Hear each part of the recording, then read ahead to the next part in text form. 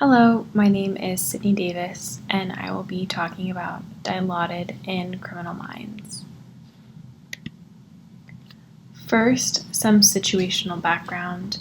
In the show Criminal Minds, one of the lead agents, Dr. Spencer Reed, has been kidnapped by a serial killer who then ties him up and injects him with the drug hydromorphone or Dilaudid in commercial use.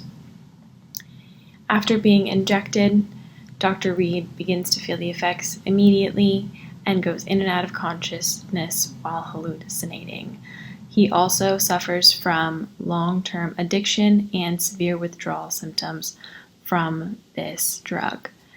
In this presentation, I'll be figuring out if this drug has the same side effects that the show is portraying.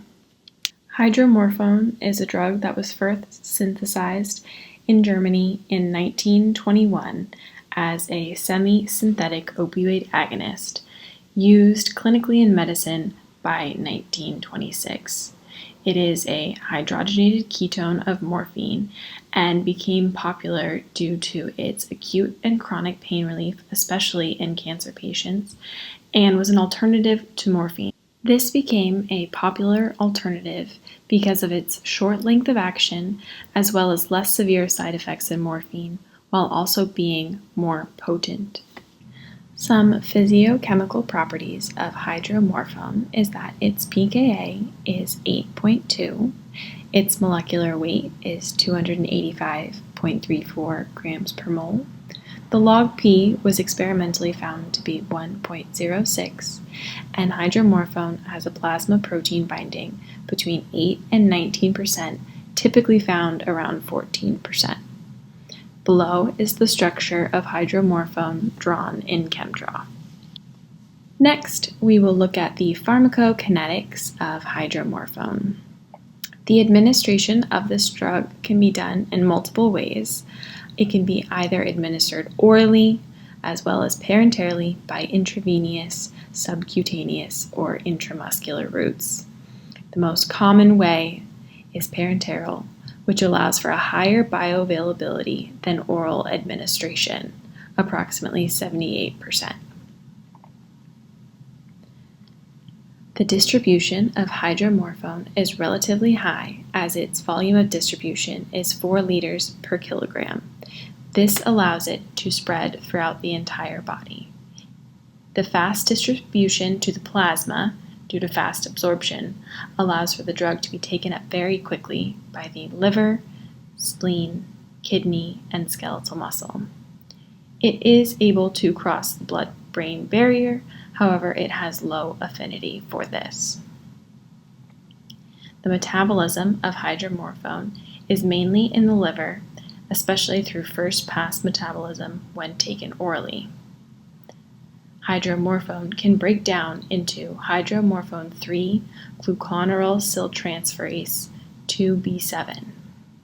It is also able to be broken down into norhydromorphone through CYP3A4 and CYP2C9. This drug is eliminated mainly through the kidneys and in the urine, with a small amount of the metabolites being eliminated through feces. The main metabolite that is being excreted is hydromorphone 3-gluconeuride. Hydromorphone has very similar pharmacodynamics to its opioid counterparts. The action pathway of hydromorphone involves it binding to mu-type opioid receptors, which then activate G proteins. The G proteins are being activated in sensory neurons of the central nervous system, which then inhibit adenylene cyclase, reducing the cellular levels of cyclic AMP. This leads to the reduction of pain due to the decreasing nerve conduction, as well as a reduction in neurotransmitter concentrations. Overall, hydromorphone has a reported LD50 of 104 milligrams per kilogram intravenously and 84 milligrams per kilogram orally. In the lethal dose, there were 2 values found in the literature. The lethal dose for someone who has never done opiates in their life was 60 ng per ml, and those who have previously been exposed was found to be 75 to 423 ng per ml. The literature was unable to determine a specific therapeutic index. However, it did state that it was extremely narrow, and with most opioid analgesics, depended on the patient. This image, while starting at morphine and codeine, does demonstrate how hydromorphone can be used to be broken down into other molecules and other metabolites. This image shows how hydromorphone affects the brain as well as the central nervous system by affecting the receptors in the nerves and preventing the neurotransmitters from entering into the synapse. When reviewing the symptoms compared to the literature of hydromorphone, overall, I would say that Dr. Spencer Reid was experiencing valid symptoms. Since he was injected with hydromorphone intravenously, he would have seen hallucinations as well as extreme sedation from the drug. While the amount of Dilaudid injected was unknown, it was drawn up multiple times with varying doses at unscheduled intervals. Due to this overdosing of the medication, Dr. Reid most likely entered a serotonin syndrome, which occurs when receiving too much of a high dose of injectable hydromorphone. According to the University of Michigan, some of these symptoms could include hallucination as well as loss of coordination. Another scene from the show shows him trying to go after the serial killer and was unable to stand and move properly.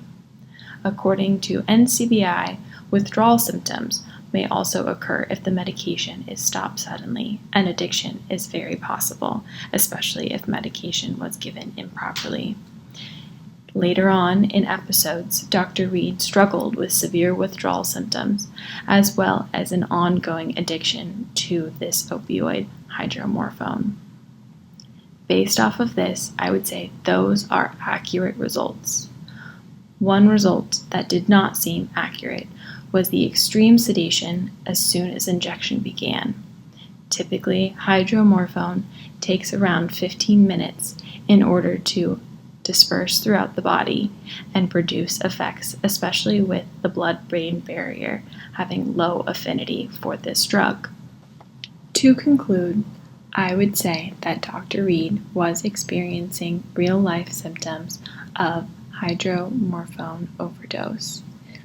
Although it was unsure of how much and how often and how quickly Dr. Reid was intravenously injected with this drug, based off of the overdosing symptoms of intravenously injecting, I would say it was very accurate. Again, the only symptom that seemed off was the immediate onset of symptoms as well as hallucinations. This drug typically takes longer to take effect, but otherwise the symptoms were very accurate. Thank you for listening to my presentation on the effects of Dilaudid and how it was used in the show Criminal Minds.